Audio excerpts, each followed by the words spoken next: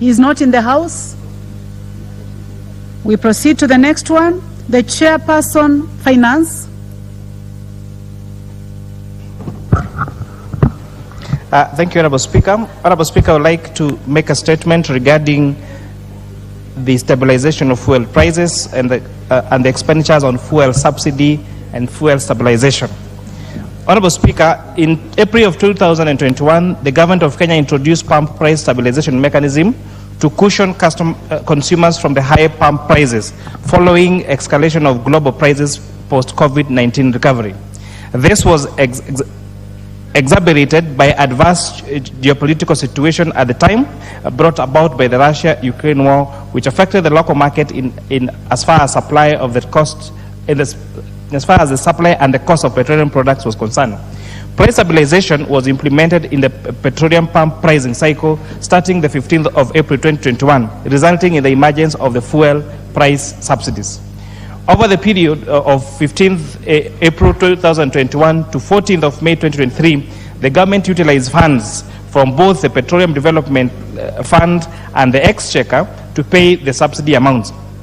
There were witnessed delays in remitting of the subsidy payments to the oil marketing companies, leading to cash flow constraints and payment arrears, which in turn had a negative effect in the security and supply of the petroleum products.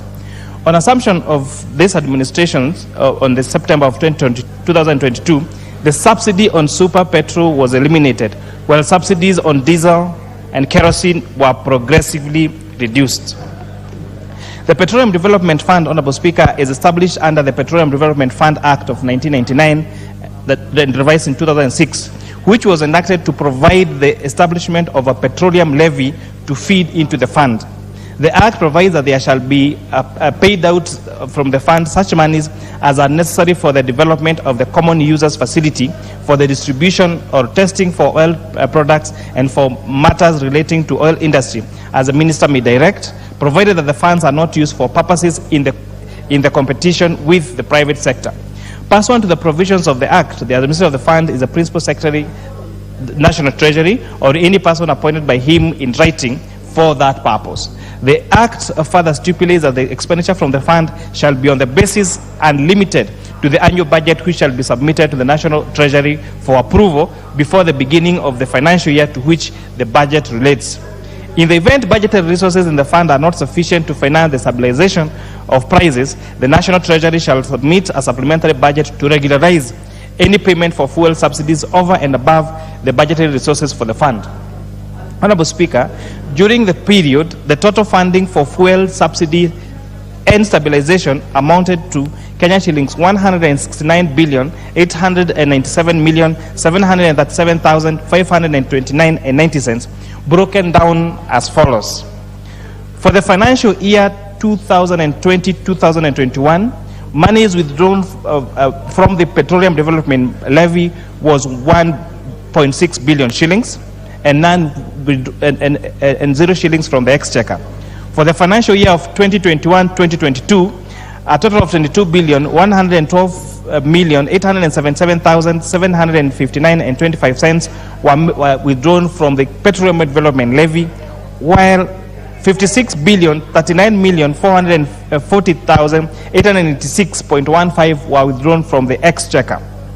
For the financial year 2022-2023, 20,360 million shillings were paid from the Petroleum Development Levy, and 42,715,003,623.70 were withdrawn from the Exchequer. For the financial year 23-24, a total of 27,070,415,260.80 were withdrawn from the Petroleum Development Levy, and 0 shillings from the Exchequer.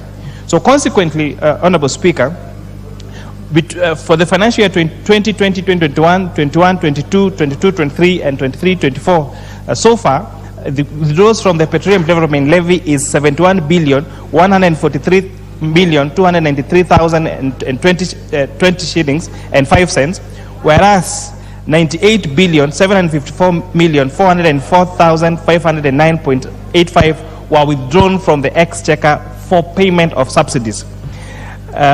the details for this for the entities that were paid this state for the subsidy and the Petroleum Development Fund is annexed on Appendix 1 in the statement I'm tabling, Honorable Speaker.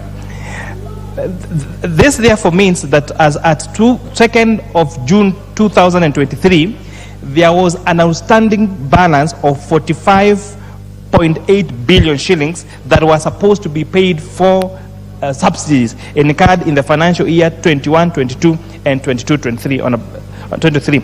Consequently, National Treasury decided to securitize this 45.8 billion shillings by issuing a treasury bond.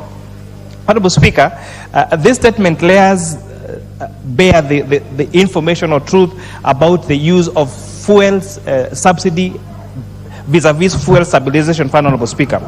The stabilization, this fuel stabilization is being drawn from the Petroleum Development Fund as stipulated by the provisions of the Petroleum Development Fund Act of 2000, as revised in 2006.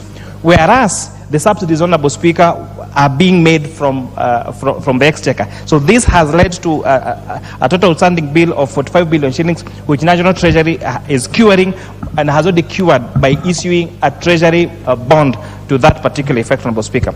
And I beg to lay the statement, and hopefully this clears the air on whether the government of Kenya is embarking on subsidies. What the government of Kenya is now doing is price stabilization, and using the funds that every Kenyan pays when you buy each liter of petrol through the Petroleum Development Fund. With that, I beg to submit, Honorable Speaker. Thank you very much, Chair. Delegated legislation. On his behalf. Leader of Majority.